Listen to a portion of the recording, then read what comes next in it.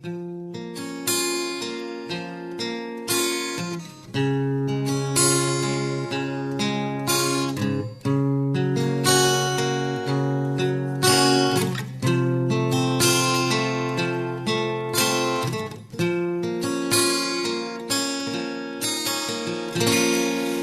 ยได้เข้าไปหอตีปอมปูลูหัวตามได้แบเอาความผิดบาปของคอบอนหันคอยหูว่าเมืองลุ่มนี้แม่เสียงเต้าได้ปอตั้งของปอมปูลูหู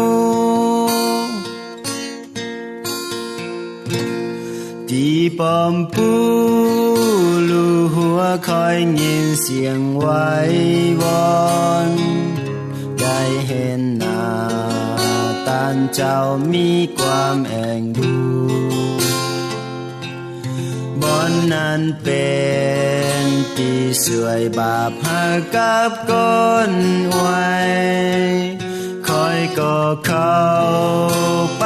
ต้อยน้ำตาอาบน้ำ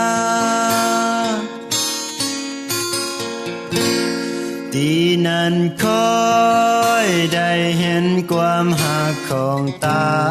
เจ้าหากตกคง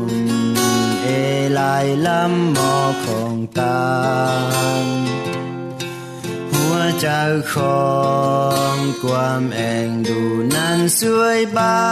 ปคอยนาเบียนังบาปผิดก็ไม่เสียงไปแม้นแต่แล้วตานเจ้าหับความเจ็บแตนคอยบาพีหายก็เม็ดแพทย์ยาของมันความอยู่ดีก็ได้เข้ามากวงเจ้าคอยสอห้อ